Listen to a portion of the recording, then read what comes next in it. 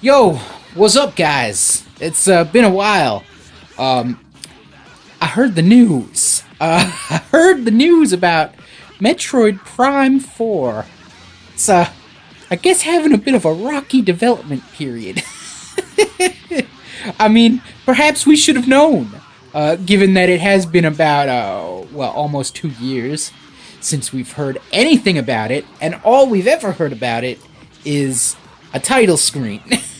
But it seems as though the development for Metroid Prime 4 has actually been a complete disaster, and in fact, Metroid Prime 4 has gone so badly that Nintendo has decided the best course of action is literally that the current build is unsalvageable, and we now need to just go ahead and start from scratch. Like, damn, that is some heavy fucking news. Like, jeez.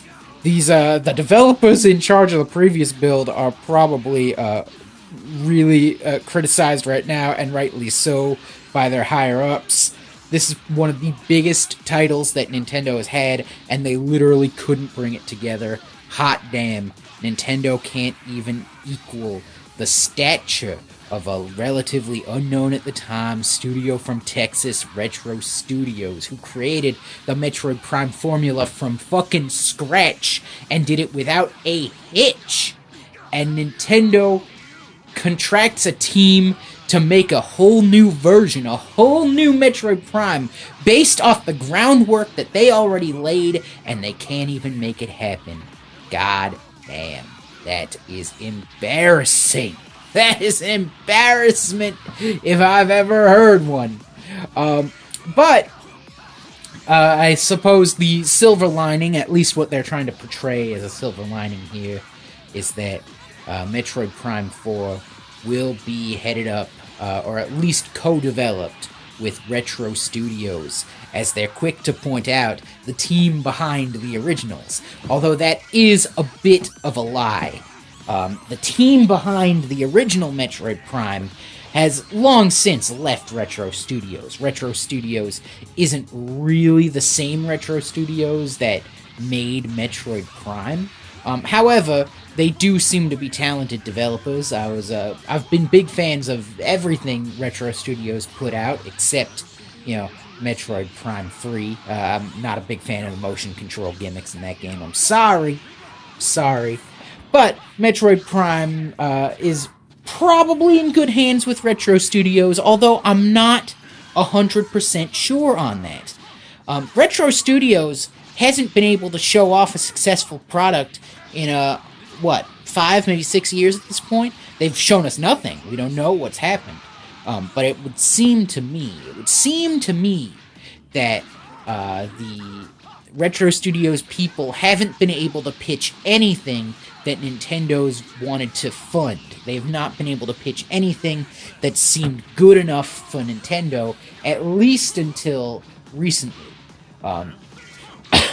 They haven't been able to show off their own projects for a while, suggesting that their own internal projects have also been going through a number of development issues. We've known that Retro Studios has had projects in development since right after Donkey Kong Tropical Freeze. We just don't know anything about them, not a single thing. And that suggests to me that Retro Studios has had a little bit of issues themselves. You know what I'm saying? Not to mention, like I said, the guys behind Metroid Prime aren't at Retro Studios anymore, so who knows how much expertise Retro Studios can actually offer. Maybe the inclusion of Retro Studios is just to make peace with the Metroid fans, who are undeniably and understandably probably hit pretty hard by the news. I myself make no secret, I'm a big Metroid fan. I like Metroid a lot, particularly the Prime games. Like I said, Prime 3 is a little bit of an exception, but I even like Prime Hunters. I even like Prime Pinball, man. you know? So I like the Prime games. Not a huge fan of Federation Force. I'm just not a big fan of co-op shooters in general, particularly not on a handheld. Um, and like I said, Prime 3 had some motion control shit. But overall, I think Metroid Prime is a strong series that means a lot to me. Um, so it sucks to see Metroid Prime 4 getting delayed here. I'm honestly thinking Prime 4 at this point, it's looking like an end of Switch title, you know? Before it seemed like it was going to be one of those mid-range titles that would bolster the life of the system in the middle, but now I'm not so sure. Now I'm thinking Prime 4 is going to be one of those games that sort of ends the Switch's lifespan, and goddamn, it better be a hit. I think Nintendo's banking a lot on this to save the Metroid Prime series. I feel like they feel as though Metroid's been mismanaged, and I mean, that's the sense I get, right? After Federation Force and Other M, I think Nintendo kind of realized that they've damaged the good name of one of their most prominent properties, at least in the US market. And they want badly to salvage it. They want badly to show that they can still do a top-notch, big-budget Metroid. And goddamn, imagine the budget. The budget problems that have gone on with this game, too. Now that they have to completely restart. Whew, boy, I mean, that honestly is pretty... I don't know what to say. That's a crazy statement. That the game is just so unsalvageable that you just have to start from the beginning and just restart and destroy all that you've already done. Ouch, man. Ouch. That sucks. Yeah, and like I said, Retro's coming in. Retro is shown to be talented. When they do put games out, they tend to be good.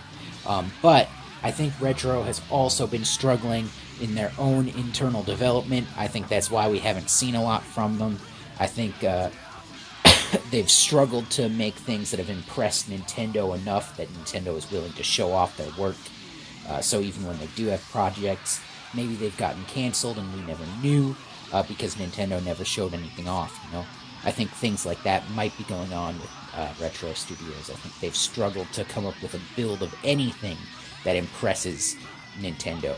And yet they're putting Retro Studios in charge of the new build of Metroid Prime 4. So that's a big show of confidence. And if Metroid Prime 4 turns out badly, I wonder what that's going to do with the relationship between Nintendo and Retro. I think Nintendo wants this title to succeed, and I think the fact that they are so willing to just abandon all the progress they've made and restart from scratch is a testament to how badly they want this title to be a stellar fucking game. But this is clearly not what anybody wanted. I'm sure this is not what Nintendo wanted, and it's certainly not what we, the fans of Metroid, wanted. But it is what it is. We'll see what happens. Meanwhile, the indie scene, I guess, is going to have to keep us occupied with Metroidvanias. Maybe we'll get Axiom Verge 2. We'll see. Anyway, that's kind of my thoughts on the whole Metroid Prime fiasco. Yeah, there you go. That's My Life from Microsoft is signing out, guys. Peace.